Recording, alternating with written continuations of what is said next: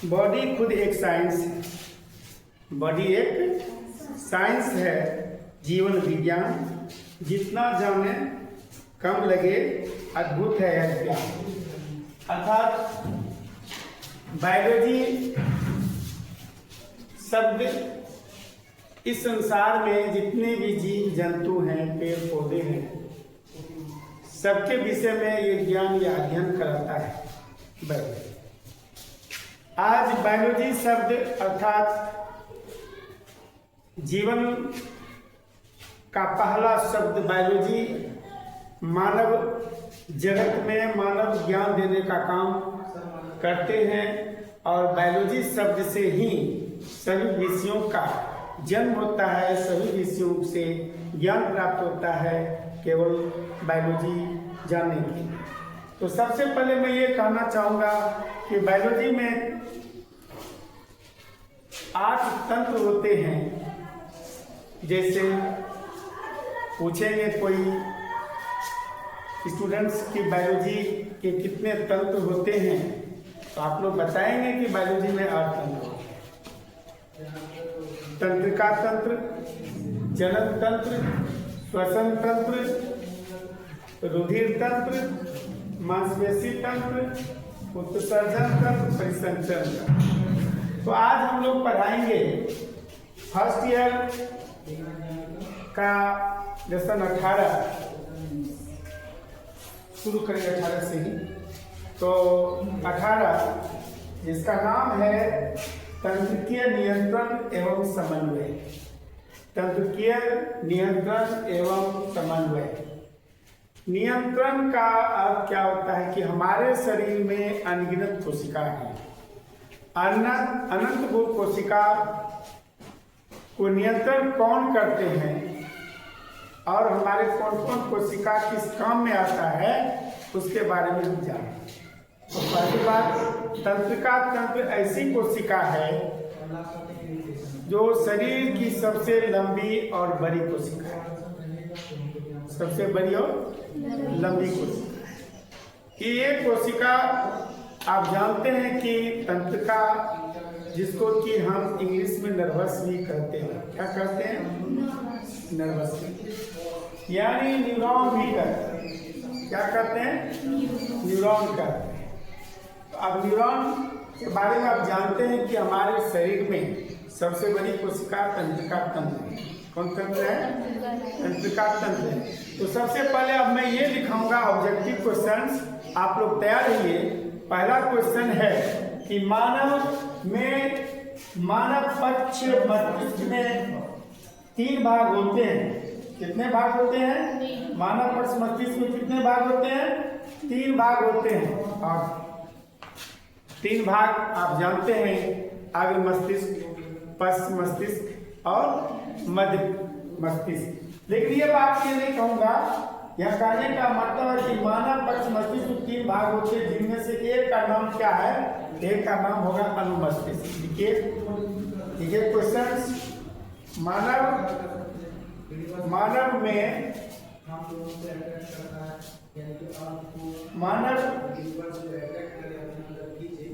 पक्ष मस्तिष्क में, लिखिए मानव पक्ष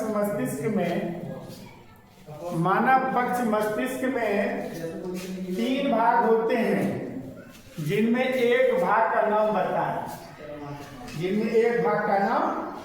बताएं। तो ऐसा लिखिए अनुमस्तिष्क। इसमें लिखिए अनुमस्तिष्क। क्या लिखिएगा? अनुमस्तिष्क। और दूसरा क्वेश्चन लिखिए बड़ा मस्तिष्क का नाम क्या है? बड़ा मस्तिष्क का नाम क्या है?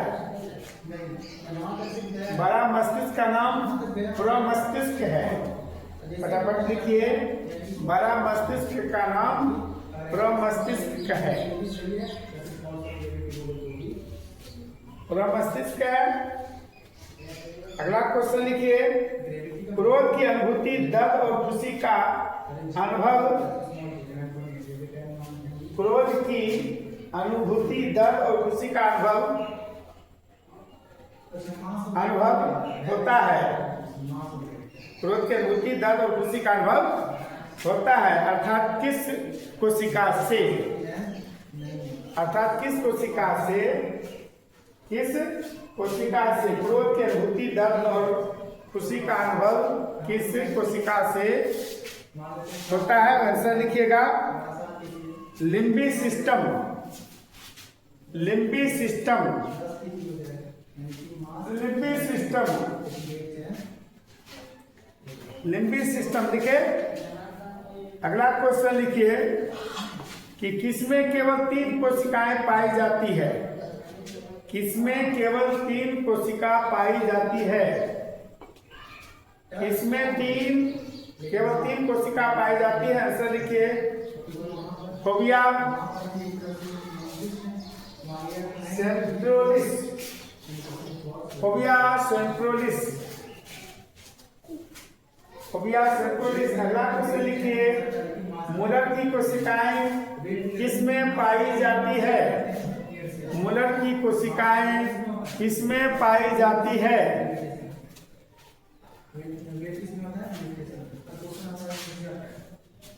आंसर लिखिए रेटिना में।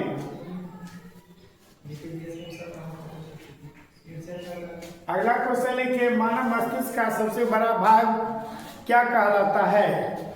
मानव मस्तिष्क में सबसे बड़ा भाग क्या कहलाता है? मानव मस्तिष्क में सबसे बड़ा भाग क्या कहलाता है? लिखिए आंसर प्रमस्तिष्क। प्रमस्तिष्क।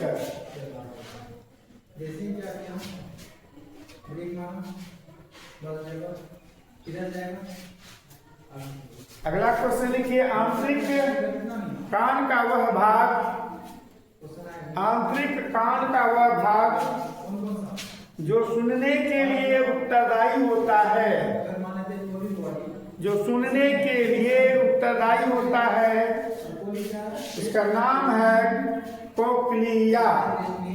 Cochlea, cochlea. लिखिए क्या? कोक्लिया। अगला क्वेश्चन लिखिए श्रवण किससे नियंत्रित होता है? श्रवण किससे नियंत्रित होता है? श्रवण किससे नियंत्रित होता है? आंसर लिखिए टेम्पोरल लोब से। टेम्पोरल लोब से। श्रवण नियंत्रित किससे होता है? आंसर लिखिए टेम्पोरल लोब से।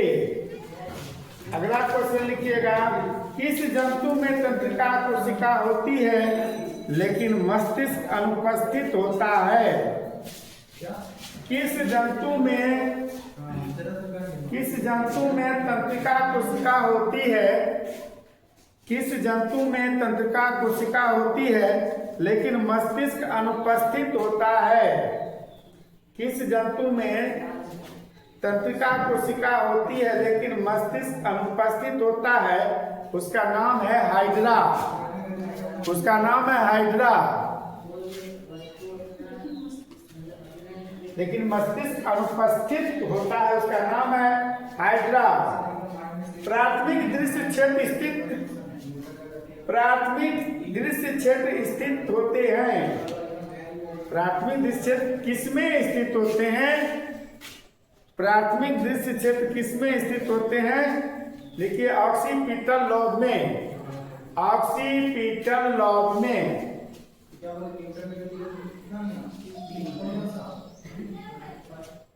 आंतरिक, अगला क्वेश्चन लिखिए आंतरिक कान किससे भरा होता है? आंतरिक कान किससे भरा होता है? आंसर लिखिए एंडोलिम्फ से। एंडोलिम्फ से। एंडोलिम्फ से। मानव नेत्र की सबसे भीतरी परत क्या है? लिखिए मानव, अगला क्वेश्चन मानव नेत्र की सबसे भीतरी परत क्या है? आंसर लिखिए रेटिना। आंसर लिखिए रेटिना। मानव नेत्र की सबसे भीतरी परत है रेटिना। अगला क्वेश्चन लिखिए आंख के लेंस में पाए जाने वाले प्रोटीन क्या कहलाते हैं?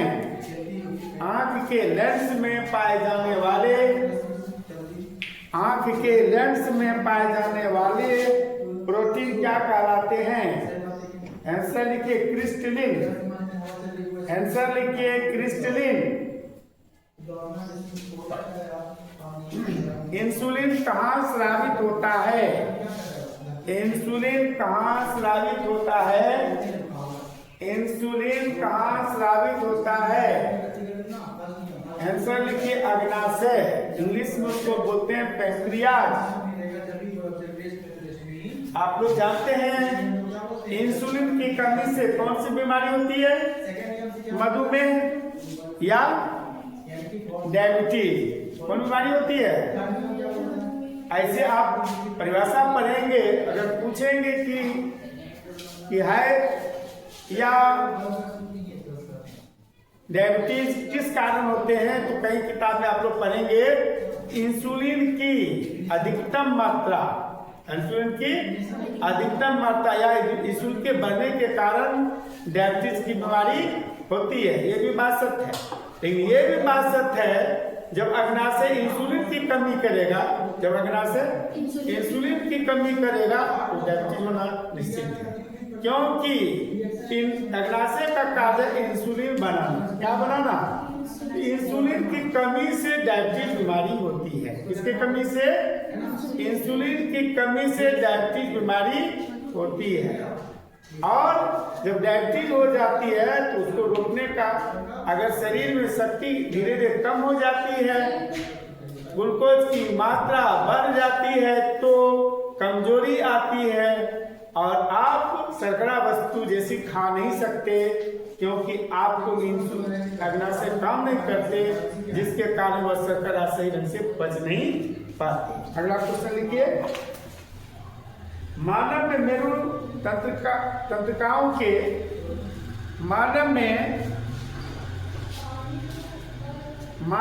मेरु तंत्रिकाओं के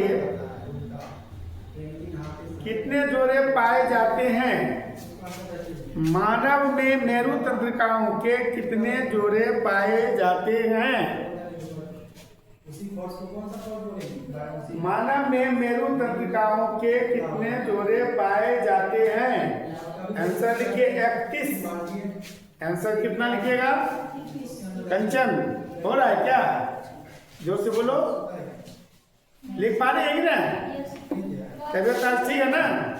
ठीक। अगला क्वेश्चन लिखिए। कर्ण नलिका में उपस्थित मोम ग्रंथि क्या कहलाती है? कर्ण नलिका में उपस्थित मोम ग्रंथि क्या कहलाती है? आंसर लिखिए सेबेसियस ग्रंथि। फिर से क्वेश्चन दोहराते हैं। कर्ण नलिका में उपस्थित मोम ग्रंथि क्या कहलाती है? कर्ण नलिका में उपस्थित मोम ग्रंथि क्या कहलाती है? आंसर लिखिए सेबेसियस ग्रंथि या सेरुमिनस ग्रंथि, या सेरुमिनस ग्रंथि, या सेरुमिनस ग्रंथि। ठीक है। अब एक क्वेश्चन लिखिए। बोमन ग्रंथियां कहाँ अवस्थित होती है? बोमन ग्रंथियां कहाँ अवस्थित होती है? बोमन ग्रंथियां कहाँ अवस्थित होती है? कहाँ अवस्थित होती है? आंसर लिखिए हमारी नाक, देखिए हमारी नाक की अल्फैक्टरी एपिथेलियम, हमारी नाक की अल्फैक्टरी, हमारी नाक की अल्फैक्टरी एपिथेलियम, एपिथेलियम। अब अगला क्वेश्चन लिखिएगा कि अंतःकरण किससे भरा रहता है? अंतःकरण किससे भरा रहता है? अंतःकरण किससे भरा रहता है? तो आंसर लिखिए अंतःलसिका से। अंतःलसिका से। दूसरी लिख ली क्या? लिखिएगा। कौन मस्तिष्क का सबसे बृहत भाग है? कौन मस्तिष्क का सबसे बृहत भाग है? आंसर लिखिए सेरिब्रम। मस्तिष्क का सबसे बृहत भाग या विस्तृत भाग है विस्तृत या बृहद एक ही चीज है, तो लिखेंगे आंसर सेरिब्रम। सेरिब्रम। अब देखिए, किस अंतःस्रावी ग्रंथि के द्वारा, किस अंतःस्रावी ग्रंथि के द्वारा, किस अंतःस्रावी ग्रंथि के द्वारा थायरॉक्सिन हार्मोन का स्राव किया जाता है? थायरॉक्सिन हार्मोन का स्राव किया जाता है। आंसर लिखे थायराइड। थायराइड। क्या लिखे सनम? थायराइड। ठीक है। अगला लिखिए एक्सॉन, नहीं ये नहीं है। ऑर्गन ऑफ कार्टी का संबंध लिखिए। ऑर्गन ऑफ कार्टी का संबंध किससे है? Organ of Corti, organ of Corti का संबंध किससे है? आंसर लिखिए कर्ण से। आंसर क्या लिखिएगा? कर्ण से। नेत्र की सबसे भीतरी परत क्या कहलाती है? नेत्र की सबसे, अगला क्वेश्चन, नेत्र की सबसे भीतरी परत क्या कहलाती है? नेत्र की सबसे भीतरी परत क्या कहलाती है? आंसर लिखिए रेटिना।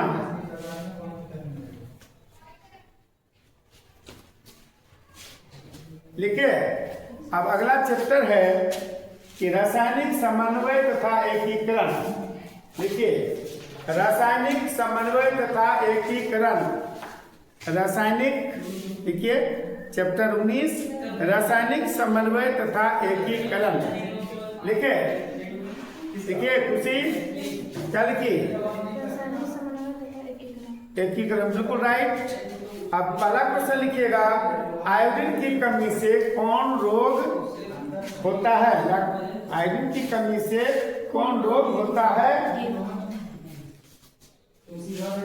लिखे, आंसर लिखिएगा घेंगा, घेंगा रोग।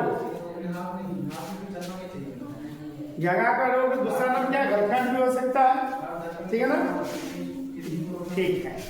आप जानते हैं कि ये जो मैंने लिखा आयोडीन, आयोडीन किसमें प्राप्त होता है? नमक। किसमें होता है? इसलिए नमक, आयोडीन युक्त नमक खाना चाहिए। कैसा नमक? हाँ। अगला क्वेश्चन लिखिएगा, थायरॉक्सिन, थायरॉक्सिन क्या स्रावित करता है? थायरॉक्सिन क्या स्रावित करता है? थायरॉक्सिन क्या स्रावित करता है? आंसर लिखिए थायराइड। क्या लिखे? थायराइड लिखे। क्वेश्चन लिखिए, मानव वृद्धि के लिए कौन उत्तरदायी हार्मोन है? मानव में वृद्धि के लिए, मानव में वृद्धि के लिए कौन उत्तरदायी हार्मोन है? उसको लिखिएगा GH। क्या लिखिएगा? GH, कैपिटल लेटर में लिखिएगा GH। आगे लिखिए, मानव शरीर में एक अस्थायी अंतःस्रावी ग्रंथि कौन है? मानव शरीर में एक अस्थायी अंतःस्रावी ग्रंथि का नाम क्या है? आंसर लिखिए कॉर्पस, कॉर्पस नहीं, corpus luteum. Corpus luteum, corpus luteum. देखिए कॉर्पस ल्यूटियम। क्या लक्ष्मी? देखिए क्या लिखिए? जोर से बोलो। ल्यूटियम, जोर से बोलो। बोल पाती है कि नहीं? ठीक है। अब लिखिए, कौन सा हार्मोन, कौन सा हार्मोन,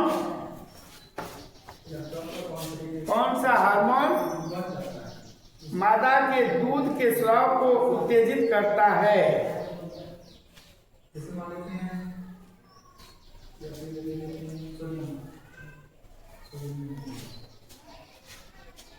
कौन सा हार्मोन मादा के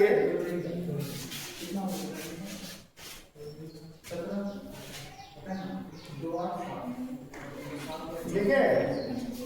कौन सा हार्मोन मादा के दूध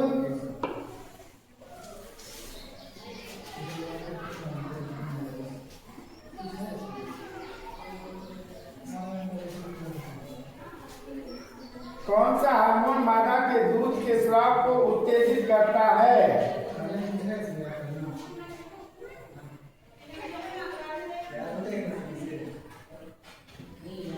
कौन सा हार्मोन मादा के दूध के स्राव को उत्तेजित करता है?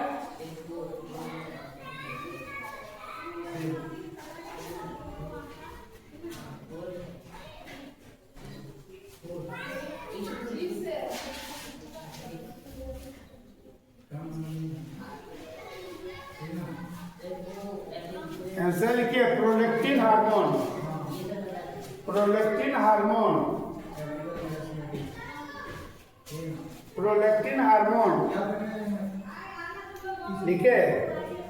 अगला क्वेश्चन लिखिएगा। गायटा रोग किससे संबंधित है? गायटा रोग किससे संबंधित है? गायटा रोग किससे संबंधिथ है? थायरॉक्सिन। थायरॉक्सिन। थायरॉक्सिन।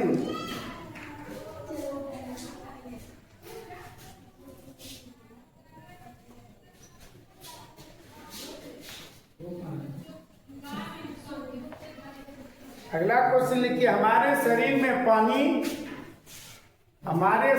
में पानी और इलेक्ट्रोलाइट्स के हमारे शरीर में पानी और इलेक्ट्रोलाइट्स के संतुलन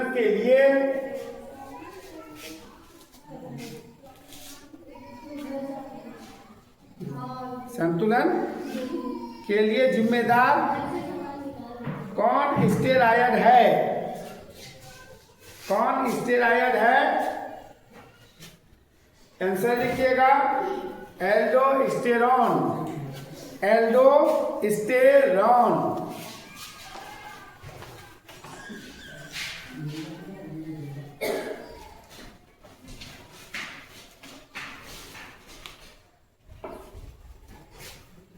अब अगला क्वेश्चन लिखिए।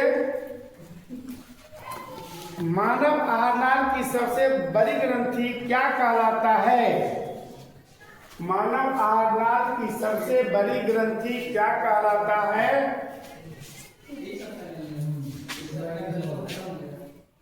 आंसर लिखिए। हृदय। नहीं, मिस्टेक, यकृत होगा। फिर से बोलिए। मानव आहारनाल की सबसे बड़ी ग्रंथि क्या है? बोलिए। इंग्लिश में लीवर बोलते हैं। क्या बोलते हैं? हाँ, इंग्लिश में लीवर बोलते हैं। अगला क्वेश्चन लिखिएगा कि पहला हार्मोन का पता कौन सा पहला हार्मोन का पता चला था? कौन सा पहला हार्मोन का पता चला था? कौन सा पहला हार्मोन का पता चला था? आंसर लिखिए। सेक्रेटिन। सेक्रेटिन।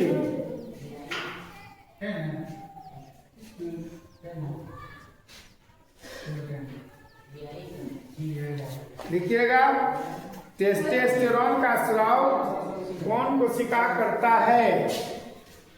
टेस्टोस्टेरोन का स्राव कौन कोशिका करता है? टेस्टोस्टेरोन। लिख दें। टेस्टोस्टेरोन। टेस्टोस्टेरोन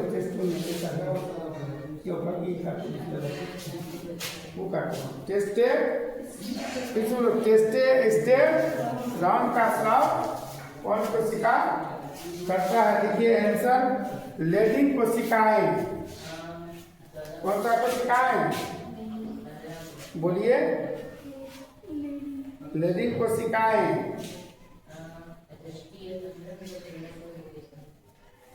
अगला क्वेश्चन लिखिएगा। रक्त में कैल्शियम का स्तर किसकी कमी से कम होता है? लिखिए। रक्त में कैल्शियम का स्तर किसकी कमी से कम होता है?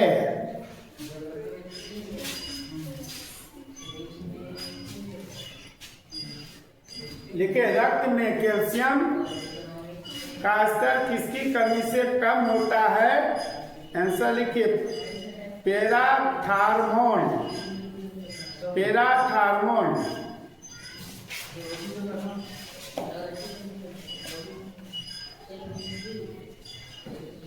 अगला क्वेश्चन लिखिए मानव वयस्क महिलाओं में ऑक्सीटोसिन किस समय में होती है? मानव वयस्क महिलाओं में ऑक्सीटोसिन किस समय में होती है? लिखे सनम लिख ली। मानव वयस्क महिलाओं में ऑक्सीटोसिन किस समय में होती है? लिखे आंसर लिखिए प्रसव के दौरान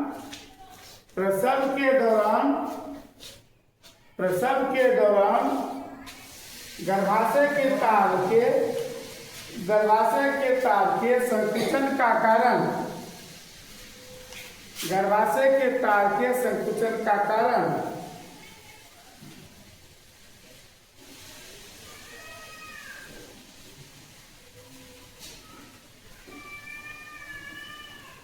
अगला क्वेश्चन लिखिएगा कौन सा हार्मोन स्ट्रेस हार्मोन भी कहलाता है? कौन सा हार्मोन स्ट्रेस हार्मोन भी कहलाता है? आंसर लिखिए एड्रेनलिन।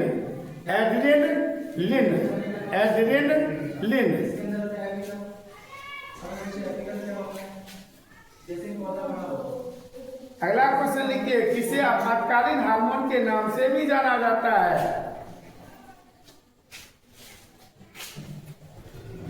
किसे आपातकालीन हार्मोन के नाम से भी जाना जाता है? इसमें भी वही लिखिए एड्रेनलिन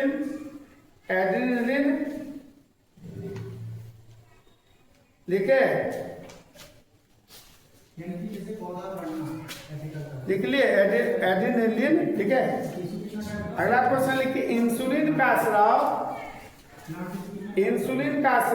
किस कोशिका के द्वारा होता है? इंसुलिन का स्राव किस कोशिका के द्वारा होता है?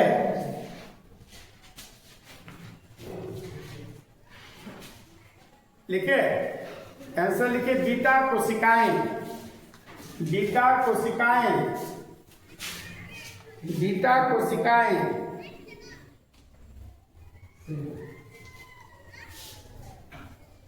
अगला क्वेश्चन लिखिए कौन सा